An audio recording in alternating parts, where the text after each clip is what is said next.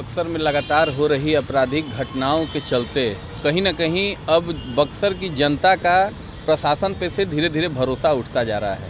जिस प्रकार से प्रतिदिन हत्याओं पे हत्याएं हो रही हैं, आज भी पता चला कि किसी महिला का शव बरामद हुआ है बोड़े में भर के। आखिर प्रशासन कर क्या रहा है, अपराधियों का मनोबल इतना क्यों बढ़ रहा है, ये बहुत ही गंभीर विषय है बक्सर के भविष्य को लेके।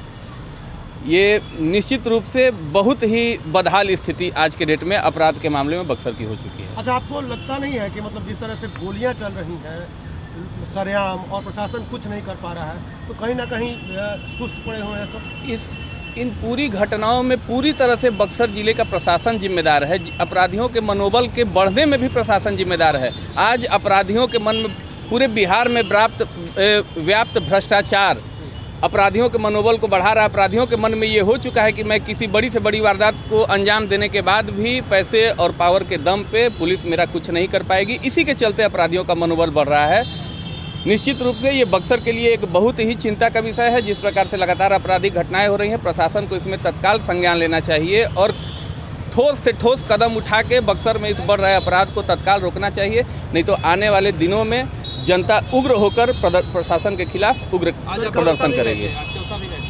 जी, चौसा हम लोग गए थे। अर्जुन यादव हमारे महागठबंधन का साथी था। हम लोग उनके घर जाके उनके परिजनों से मिलकर उनको सांत्वना दिए और निश्चित रूप से ये एक बहुत ही अच्छा होनहार नौजवान जो आने वाले समय में बक्सर के लिए एक बढ़िया राजनीतिक व्यक्ति हो सकता था, उसकी हत्या से निश्चित रूप से महागठबंधन को भारी क्षति हुई है।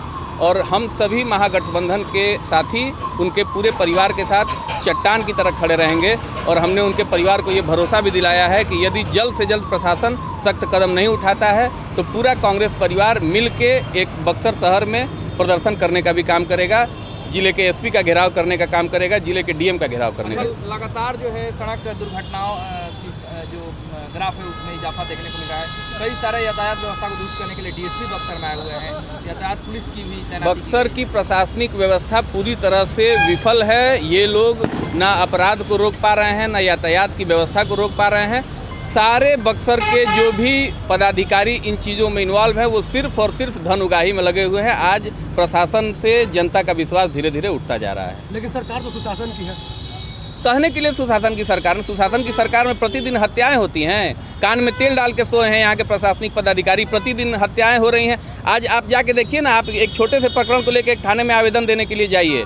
जब तक ये लोग आवेदन की जांच के नाम पे जितना समय पास करते हैं उतने में अपराधी कितने दूर निकल जाते हैं। ये प्रशासन की लचर व्यवस्था है। इसी के चलते ना आज इतना ज़्यादा क्राइम हो रहा है।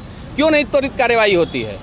प्रशासन का तो दावा है कि शनिवारी बैठक में भूमि विवाद का मामला निपटारा किया जाएगा। शनिवारी बैठक में क्या निपटाया जाता है ये बक्सर की जनता अच्छी तरह से जानती है। शनिवारी बैठक में अंचल अधिकारी और थाना प्रभारी बैठ के कितने भूमि विवाद निपटाते हैं कि भूमि विवाद को बढ़ावा देते हैं और उसमें अपनी रोटी सेकते हैं। ये किसी से छिपा हुआ नहीं है। बक्सर और पूरे बिहार में कहीं भी सुशासन नहीं है।